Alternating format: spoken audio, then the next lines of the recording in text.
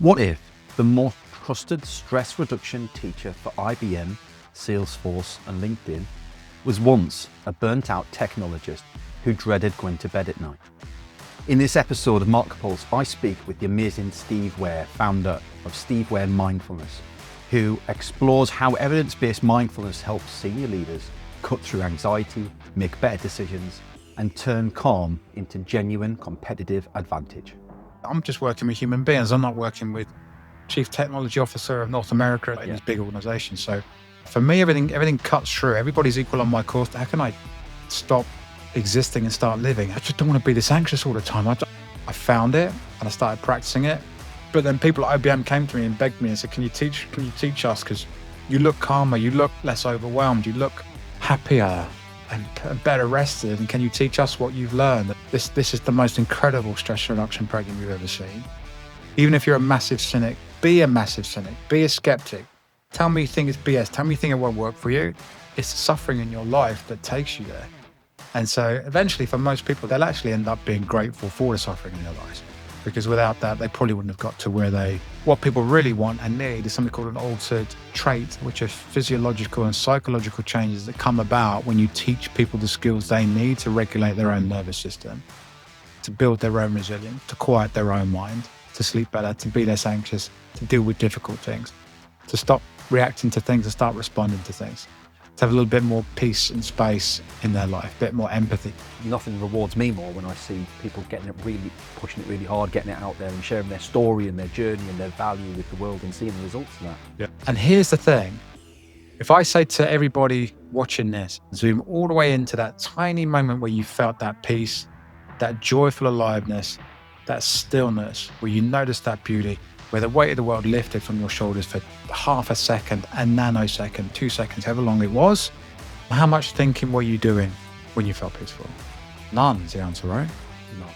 It's lying on the beach, just playing football. And the moment when the weight of the world lifts, like 2 seconds, you're not thinking, you're just utterly present. And you're alive and you're awake.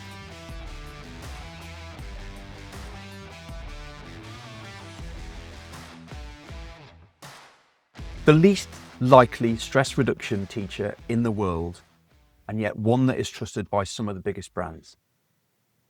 Steve Ware is the founder of Steve Ware Mindfulness, where he helps senior leaders and teams make better decisions, reduce burnout, and rediscover their balance in high-pressure environments. He's got science-backed programs, and they've been delivered to global names including IBM, Salesforce, and LinkedIn, transforming performance by transforming the mind. But before launching his company, Steve spent nearly 3 decades at IBM, where he pioneered the organization's first HR-approved mindfulness program. Within months, he had a global waitlist of more than 500 employees, and senior execs described his 8-week course, Finding Peace in a Frantic World, as the most transformative program we've ever done. Today, Steve is proof that mindfulness isn't soft, it's strategic. And his journey from corporate technologist to leading well-being innovator shows how calm can become a competitive advantage. Steve, welcome to the show. Thanks for joining us. Thanks for having me, Paul. It's a phenomenal journey. I don't think there are many people that can move between such big names and still help people with mindfulness. I tend to find that a lot of the people we've had on the show have avoided the big names because burnout is a challenge that they've been unable to cope with in those environments. And yet you've kind of fought through that and thrived regardless, right? Yeah, I mean the big names are the big names, but I think everything I do is personal. I remember talking to a group once, and the guy said to me, "Oh, we're a small startup. I know you did this at IBM. And IBM got 400,000 employees, whatever. I'm not sure it applies to us because we're a small startup." And I said, "Well, you'll kind of know pretty quickly whether or not it applies to you because you'll kind of feel it here. I'm just working with human beings. I'm not working with Chief Technology Officer of North America. All these grand titles we've got in these big organizations. So." Yeah, for me, everything cuts through. Everybody's equal on my course. No matter if you're the most senior leader in the company or whether you literally just started out and you don't have a flashy title yet. This work will either resonate with you or it won't, and you'll know that pretty quickly. And that's exciting for me. It's a very level playing field.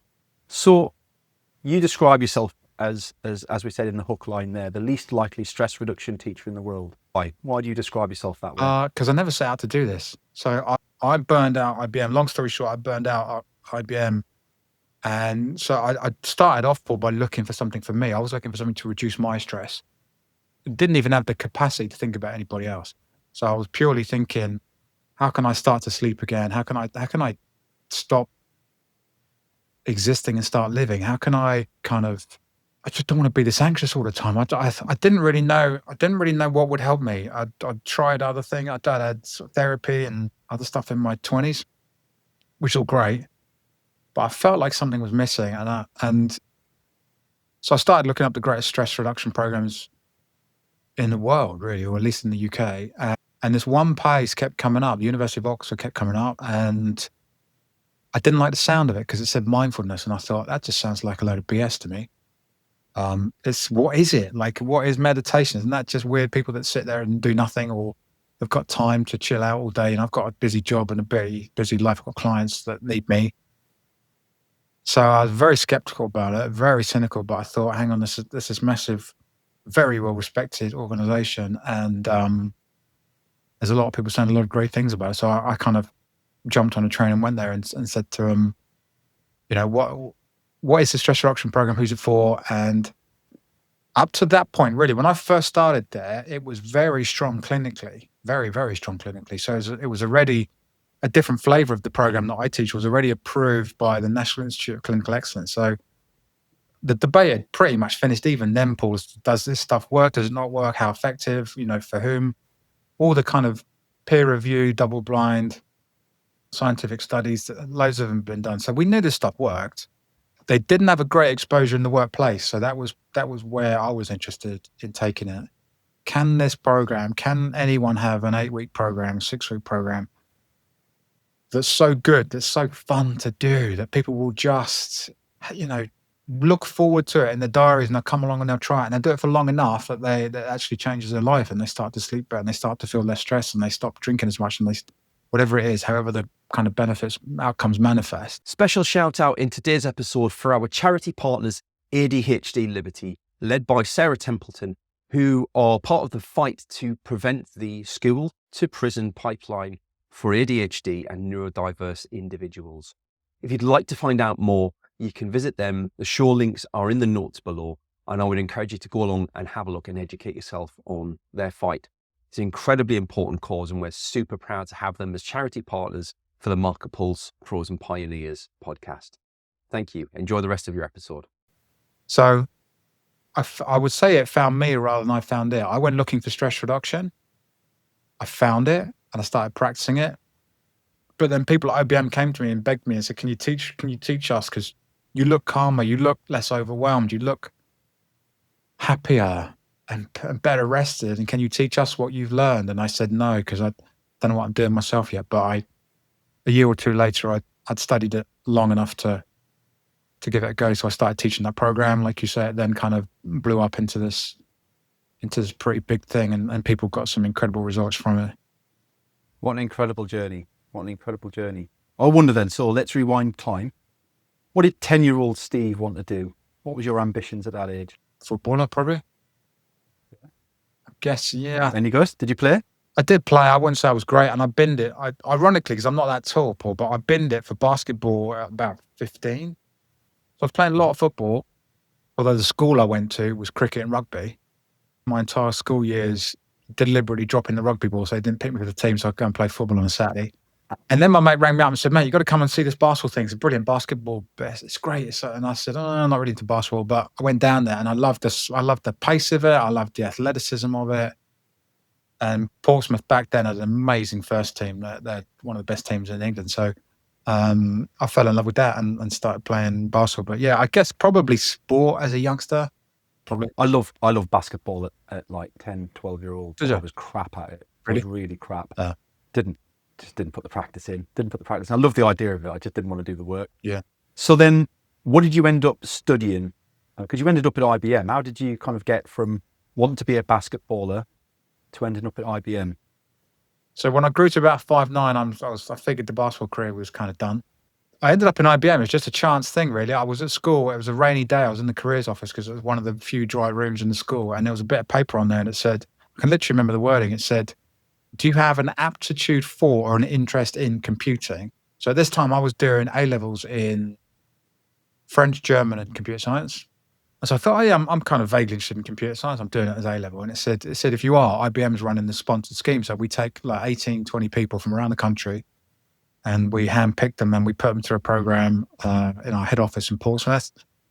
And you do your four-year degree in 3 years, because when you're not studying at uni, you come and work for us. You get work experience on the job. So I ended up going for that interview just because I thought sounds all right, and I probably won't finish with any student debt. They paid me 7,440 quid my first year there in 1992, and I felt like a rich man. I was a student earning a few quid. Yeah, happy days. Yeah. No beans on toast for you, so beans and sausages on toast, right? Yeah, upgraded. Yeah. You were at IBM for 30 years. I mean, that's an incredible career in its own right before you reinvented yourself. So what journey did your IBM career take? I did a whole bunch of different stuff, almost all technical, really. So I've always liked pretty much helping people. I liked helping people solve their problems. So I got into techie stuff. I would understand the systems, and you'd have help desk kind of first level support, and then second, third level, and we'd be sort of third or fourth level support. So the more difficult problems would get sent our way. And I'd like kind of get stuck into the systems and just helping people and fixing stuff. But do you know what, mate? I realized relatively early, because I kind of fell into IBM because of that thing in the careers office, right? And I was good at IBM, right? I got some lovely. I was on their top talent program for a bit. I got outstanding technical achievement awards. I did do good things, but I realized that as the years went by, I realized more and more I was in the wrong game. And look, just little things like people would come in and go, "Oh, I'm buying this latest graphics card and I'm building this PC," and and that just sounded so not me. I mean, I didn't. The first time I bought a laptop was in 2020 when I lost my job.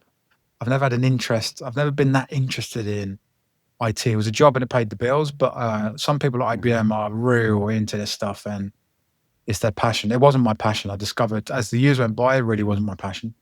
I think that's something that a lot of people need to listen. I think that's a really important point, is that you can be good at something but not really enjoy it. Yeah.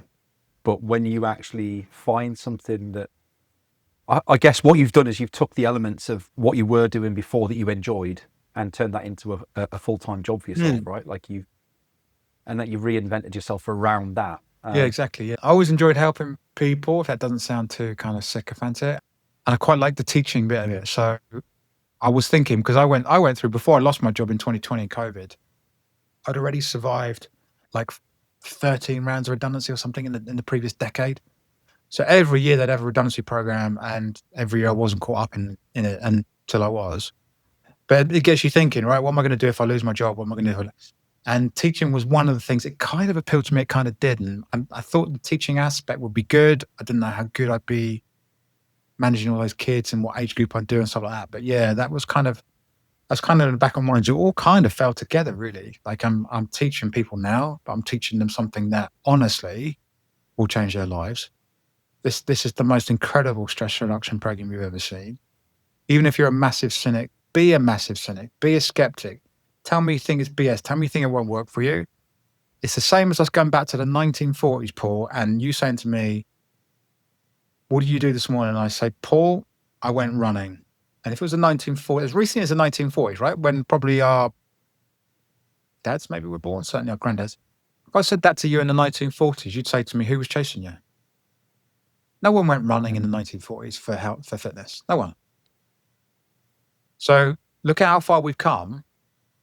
Now, if I say to you, you say, "Paul, Steve, what did you do this morning?" And I say, "Went for a run, Paul." You say, "Oh, nice one." You know it's fitness. You know it's good for you. You know it's... And I really think mindfulness is starting to... Well, let's not even call it mindfulness, because people don't know that word. Mental toughness, mental resilience, mental strength, whatever, right? Whatever, whether you're a man or whether you're a woman, people are starting to accept it more, I think, as something that's just normal and helpful. And, if you're looking after your body, great. Why wouldn't you look after your mind as well?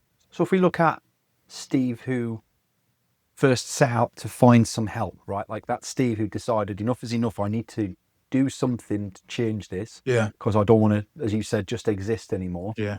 What was that Steve feeling and doing, and what were the signs that you needed to do something that you were listening to? Sleeplessness was massive. I dread going to bed, mate. I would dread going to bed because I would think I might fall asleep. I might get a couple of hours, and then my mind's going to be racing. It's going to be torturing me, and it's horrible. And I'm going to be anxious. So, yeah, that was probably anxiety and awful sleep were the big things that motivated me to start to look for something else. And without those things, I wouldn't have bothered. Yeah. You know, if I was sleeping like a baby and pretty chilled. So it's actually been the suffering in my life. And I'd invite anybody listening to this. Look back through your life. What's taught you the most? You know, what's deepened you as a person? What's made you more empathic? What's made you more emotionally intelligent, more self-aware? All these great things that we love, that we want. It's the suffering in your life that takes you there. And so eventually for most people they'll actually end up being grateful for the suffering in their lives. Because without that, they probably wouldn't have got to where they've got to now. And you've got to be very careful when you say that, right? Because somebody's in the midst of having a really tough time. It's not a great time for you to say, you're going to be grateful for this one day, Paul. It's going to be amazing. You're going to love it, because they'll probably punch you. Yeah. But once they've been through it back end, they'll probably reflect back and go, yeah, it sucked and I didn't like it. But yeah, did I grow from it? Wow. Yeah. And so I've got an 8-year-old son, as we were talking off air, right? Like, Yeah. I've got an 8-year-old and 2-year-old, and it's something we're now kind of discussing with the 8-year-old a little bit, because he's going through those times. Kids are awful to each other at times, right? Like, it's not, and you hear some of the things that he's coming out with, and it's like, I was talking to my mum about it, and she was like, "Oh, that's awful. That's awful. It shouldn't be happening at that age." I was like, but kind of, it almost should, because you can't go from being an 8-year-old's mindset and thinking the world's a rosy place and everybody's going to be nice to you and lovely and polite, to then the work environment where that's the exact opposite quite a lot of the time, where it's going to be true. You've got to be prepared for that. Like, life isn't all roses and flowers. And I love what you said, that the journey is the journey is what you can be thankful for. You have to go through the journey to appreciate the end result, right? I think so. Yeah, I agree. I mean, if you look at the greatest, if I just think about stress reduction or mindfulness, whatever you want to call it, if you look at the greatest teachers in the world, they've all got a story, all of them. None of their stories start with, and none of them start with this, but it could happen. I was going to say none of them start with, I was given this trust fund of $10 million and, I spend my life partying in Vegas and, skiing here and doing this and doing that. Although eventually even those people, right? Those people, some of them end up finding something like meditation, because eventually all those highs that you buy, those amazing trips, eventually the novelty will probably wear off eventually even without it. Yeah, 100%. So walk me through it then. So you're at IBM, you've decided that you need something different to change the way that you're experiencing things. You've gone and experienced it for yourself, you're practicing it, and you're seeing the difference, and people around you are starting to notice now. Yeah. That's still a long way from one of the IT guys, right? I'm loosely terming you that, right? Like, one of the IT guys setting up a wellness or a well-being program. That's still a huge leap. How did you get from experiencing it to running it? Well, people in the office asked me what I was doing, and then when I told them, said, "Can you teach us?" So that was the thing that led me eventually to go into Oxford to learn how to teach it, because I thought I need someone to show me how to teach this stuff. This isn't some Mickey Mouse chill out program, that you just, there's a depth to this. There's a real depth to this. Yeah. So I ended up going to Oxford because I thought that these guys will know how to teach me. And when I took it back in, I remember doing a pilot. I sent out an email saying, "Does anybody want to do this program?" And a load of people wrote back and said, "Yeah, I had like 3. I could have run 3 classes straight away." There was I think I only wanted about 15, and I had about more like 60 people that straight away just said, yeah. So we did it, and those people then talked about it. And we already had a little mindfulness community at IBM. People were talking about it in different parts of the world. And I was putting on something called a mindfulness summit, where each year people would come together and I'd get external speakers to come in. And we're doing lots of stuff like that, but we never really had a fully fledged course. We were doing lots of little things. We'd have little practices here and there. We'd have newsletters and we'd have get-togethers, but we didn't really have a fully fledged kind of gold standard course. So that's what was really, I think, missing and what Oxford could give us. So, but I got to know the people at Oxford very well, and they're amazing people there.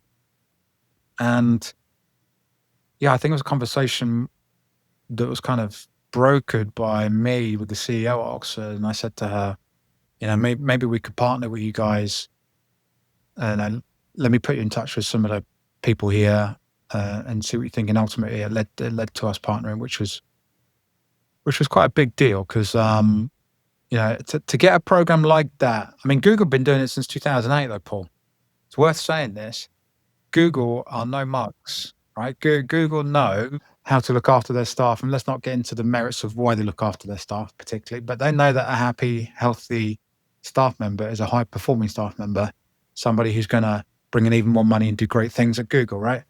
So they were all about, if I go back to 2008, I think it was, they were bringing in some of the greatest mindfulness stress reduction teachers in the world to do talks then. So they're way ahead of the game. And then they created something called Search Inside Yourself, which is like emotional intelligence program that Google created and still around now. So some big tech firms were on it.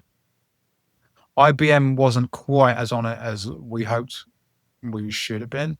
So introducing this course is, I think, quite a big step forward for them, because then we had something that was comparable, or I think better than Google's one. So are you running this concurrently whilst doing your day job as well, or have you, at this point, you kind of extricated yourself from your day job? No. So yeah, it's all kind of give back. It's all on top of the day job. So that's why it became impossible to manage, really. Because I remember doing like a webinar like this, and we had about 1,000. No, we must have more than that. Probably had a few thousand people on it because it was a global thing. I was talking about this program, and I wasn't particularly trying to sell it. I was just saying, we've done this, and this is what people have got. And I said, look, if anybody does want to do it, this lovely lady said to me beforehand, she said, oh, when you say, does anybody want to do it? She said, put up it's called a task ID. She had this like mailbox that you could send the thing to.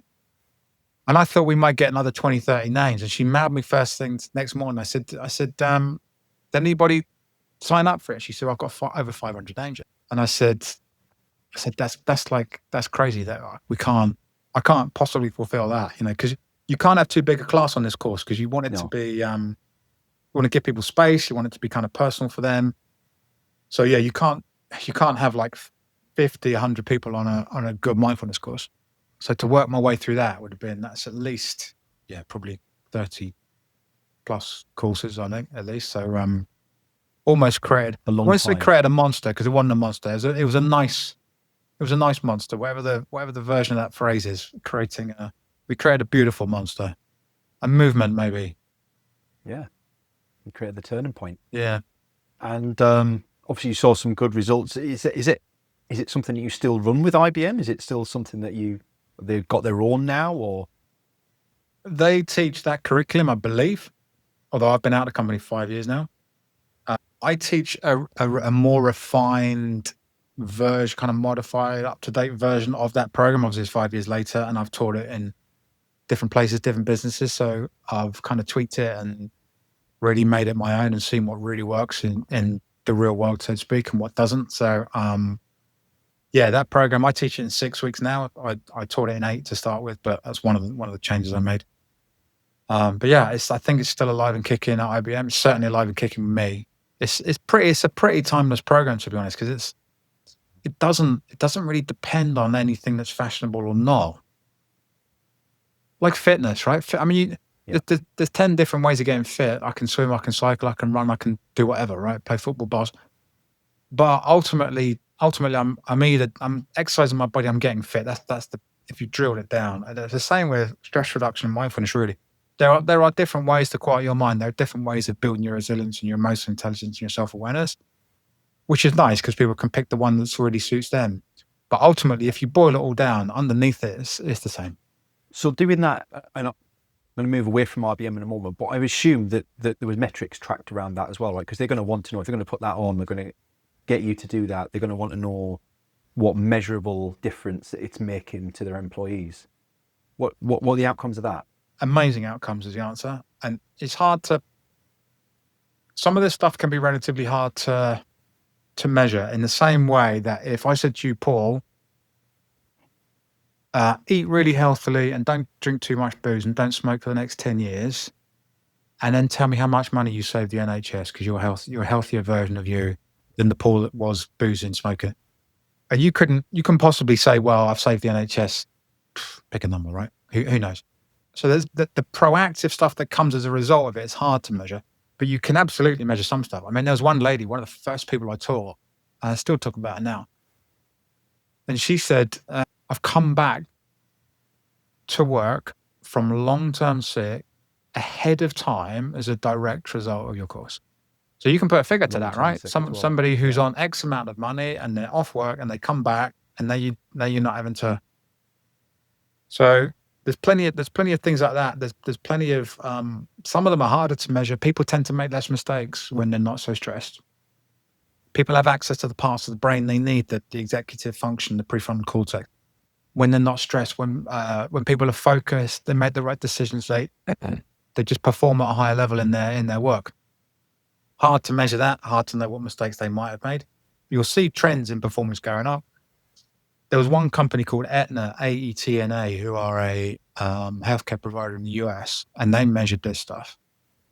And they said the amount of people using their healthcare insurance reduced massively, and it saved, I don't want to guess the number because I might get it wrong, but I think it's something like $9 million as a result of their mindfulness stress reduction program. So people, they could put like a dollar value per employee on it. So, and Deloitte would give you a share of that, right? Yeah. But if you look at Deloitte, I mean, Deloitte will come up with figures as well. You know, the sort of return on investment for something like a proactive, evidence-based mindfulness program.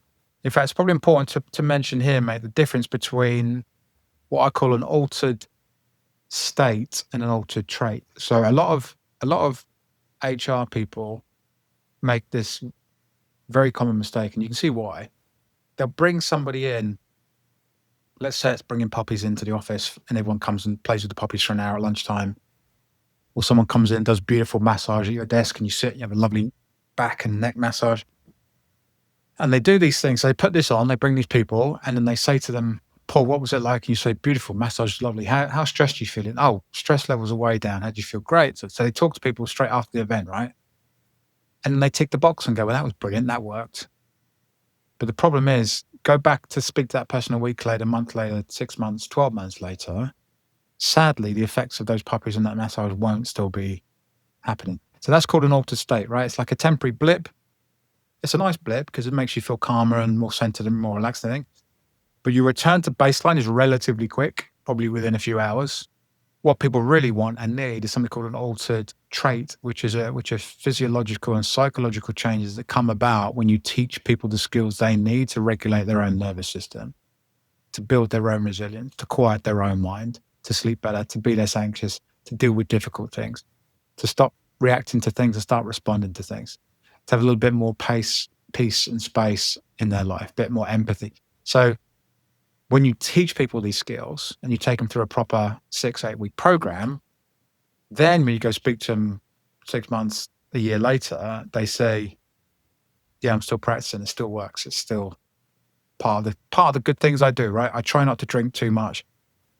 I don't smoke. I try to do a bit of exercise. I try to get enough sleep. And I try to do a bit of this as well, just to kind of quiet my mind and keep me mentally as good as I can be. I think that's a beautiful gift to be able to leave with people, right? Like I can imagine, like I know, like different, but I do video repurposing for people, right?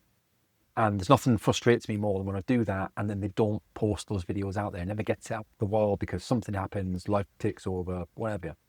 It's frustrating, and nothing rewards me more when I see people doing the exact opposite of that, pushing it really hard, getting it out there and sharing their story and their journey and their value with the world and seeing the results of that. Yeah. So I imagine that's the same sort of thing for you. It's not about money or lifestyle, and yes, certainly all of that comes with it. But the gift of being able to make a direct positive impact on so many people must be incredible for you.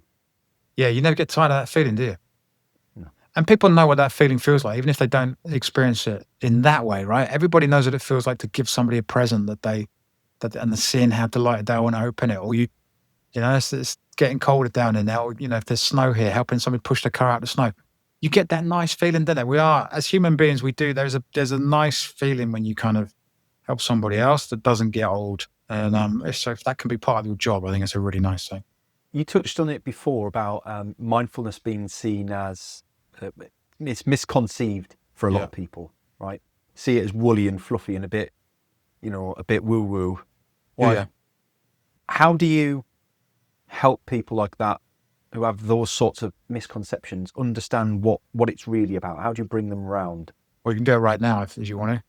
So anybody watching this, I'd say to them, think of one moment in your life where could be, in fact, it could be any time in your life, right? Could have been yesterday or 20, 30 years ago, however old you are. But one moment when you either felt very peaceful, or maybe you were very still. Don't want to put any ideas in your head, but maybe you're lying on the beach in the summer or doing something like that, or sitting in front of an open fire, or you're stroking your dog, whatever. So you're physically still, but there's a sense of peace there. There's a sense of that would probably be the sound, right? If I could. So peaceful and still, or peaceful but very high energy. So maybe you're moving, maybe you're playing a sport. We talked about sport before we came on, right? Football, but any athlete will tell you it's called flow state when you get into this. An athlete that's in flow state is at peace. Just one with what they're doing. They've mastered the art of what they're doing and they're just playing. Or so you've got peace but still, peaceful but moving, skiing, snowboarding, whatever it is. Or maybe you just noticed the beauty in something. Maybe you noticed an amazing sunrise, sunset, or you just noticed how gorgeous your dog is when you went down this morning and she wagged her tail and your eyes met, whatever it is, right? And here's the thing.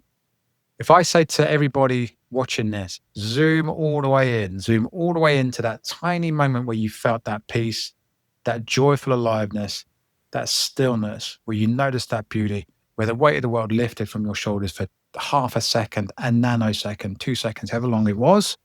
And I'd say to them, how much thinking were you doing when you felt peaceful? None's the answer, right? None. So notice that. So that's what that could be your definition of mindfulness, Paul. Whatever you had in your head is your definition of mindfulness. The most respected definition of mindfulness, I deliberately haven't memorized it, but some guy called John Kabat-Zinn is an American, brilliant man, brilliant teacher. And it's something like mindfulness is, and I'm butchering this badly, something like is paying attention non-judgmentally in the present moment. I think there's a little bit more. What does that even mean? Who knows? Yeah. You can kind of work backwards. If you understand what mindfulness means to you, you can read that description then and go, yeah, he's talking about that. But most people, I don't think, can read that and go, right, I don't think I've experienced it before, but now I know what that is. So I say to people, it's a normal moment in your life. It's lying on the beach, it's playing football, it's just. And the moment when just the weight of the world lifts on for 2 seconds, you're not thinking, you're just utterly present. And you're alive and you're alert and you're awake. And like we said, athletes in flow state, right? Which you're talking about your Sunderland fan, right? Flying high in the Premier League, playing great at the moment. Every Sunderland player that takes the pitch knows that they start thinking when they're playing football, their performance goes down straight away. Any striker we got our striker, I'm a Pompey fan, right? Our striker's having a tough season. He scored 1 goal whole season, Kobe Bishop. And he basically, all the commentators have been saying this. He hasn't said it because he hasn't done a lot of interviews about it, but they've all said he's thinking about it too much. He's trying to finish. He's taking one more touch. He's trying to get it around the kit. So his thoughts now come back in. What was this sort of beautiful, mindful activity? The ball comes, bang, it's in the goal, hits it, no thinking, it's just in, bang. You chip the keeper, you get, as soon as you get it, you're like, oh, I got it. You're missing. And so any high-level sports person, any world-class athlete, man or woman, will tell you, thought will degrade everything. So the athletes are very, very mindful. Top-class sports people are very, very mindful. Ultimate presence, right? If we go back to Newcastle's favourite son, Paul Gascoigne, who's loved by most, right? And arguably the greatest midfielder of our generation. I know he's Newcastle, but bear with me on this. Why can we'll pick Tony Adams, Pickett, and Paul Merson, whoever else, right? Why are these people that are troubled outside with drink, gambling, drugs, or all three? You ask these people, where's the one time you feel peaceful? Tell me the one time none of these problems enter your head. You haven't got a care in the world. Playing football is the answer, because you can't play football at a high level and think. So all their problems disappear. And when they come off the pitch, the mind starts up. And the mind says, oh, put a bet on, do this, go and take this, go and gamble. So mindfulness is some or many of the greatest moments of your life, but it's when you stop thinking. It's when the beautiful peace fills you. It's when you notice beauty somewhere. It's when you feel intensely alive and just all your senses are kind of in high definition. This is mindfulness, right? It's not some weird thing. It's not some weird thing people sit and do that. We can talk about meditation if you want, but mindfulness is something everybody probably who's listening to this will have done in their experience in their life. And it's some of the greatest moments. So that's what there's one thing people need to take from this interview, it'd be that. Know that what mindfulness is to you, it's the most normal thing. And here's the beautiful thing, Paul. If you like those moments, which is a silly thing to say because it's a rhetorical question, but if you feel like you haven't got enough of those moments, you can cultivate them, and you don't need to go and play football or go and lie on the beach or whatever your scenario was, right? There's nothing you do. There's nothing that you do in those situations where you have a quiet mind you can't replicate if you do a meditation or something like that. And meditation will show you how to bring more of those moments into your day. That is incredible. I love that explanation, Steve. I think that's really powerful, really powerful. One last question then before we pull an end to the show. And I want to thank you very much for all of your generous thoughts and your explanations, your stories being incredible. I loved it. If I'm a leader listening to this now and this all sounds great, but I'm really busy and I can't really fit any meditation and I haven't got time for that. I'm busy. I've got 2 kids. I've got a business to run. I've got, I go and play golf on a Friday, all these sorts of things, right? Like, what do you say to them? Yeah, it's a great question. And it's the most common question I get probably. I would say in a couple, well, there's loads of strands to that answer. One is, well, let me flip the answer back to me and I'll let me take the kind of hit on this. If somebody said to me, Steve, could you give me 10 minutes a day of your life? Could you give me less than 1% of your day, depending on how much you sleep? Let's call it 1% of your day. Could you do that to improve your mental health? And I say, no, I'm too busy. I'm actually lying if I say that, Paul, because yes, I can take 10 minutes off scrolling my phone, messing around or watching something on TV I didn't need to, or I'd even take it off my sleep if I really needed to.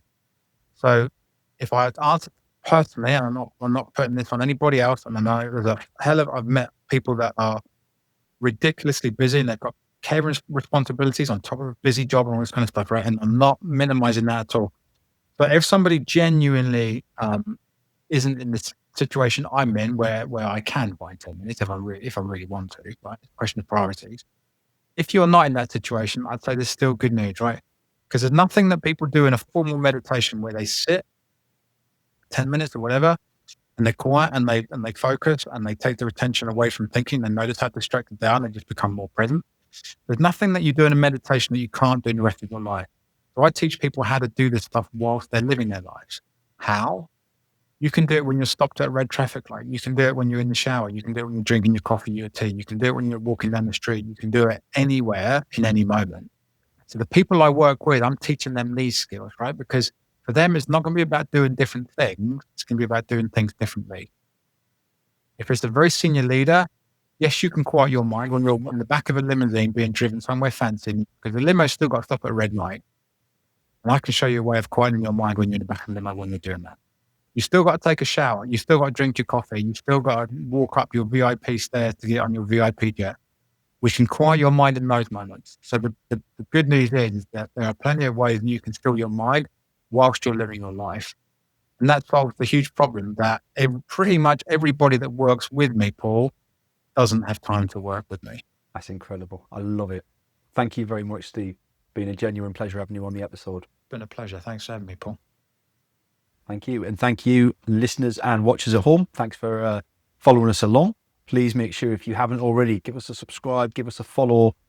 And if you've got any suggestions, you've got a guest that you'd like to nominate for the show, if you know somebody who has an incredible story like Steve's, feel free to share it. We would love to have them on the show, love to meet them and find out more about their journey as well. Thanks. Bye-bye. Thanks for joining us for today's show. I hope you enjoyed it. If you'd like to feature on a future show, or you've got some ideas for folks who would make a great guest, please drop us a line. Contact details are in the show notes, and I'd love to hear from you. Your host today was me, Paul Banks, founder at Javelin Content Management. Here at Javelin, we specialise in helping busy business owners just like you to repurpose video content, taking all the stress and tech problems away and turning your long-form video into literally hundreds of pieces of content without breaking the bank. We describe it as getting ideas out of your head into video and out to your socials. If you want to launch your personal brand, become the vendor of choice for your audience, or maximise your sales revenue impact, we'd love to hear from you. Join us next Wednesday for the next episode, and don't forget to subscribe and give us a review. Our podcast is only possible with your continued support.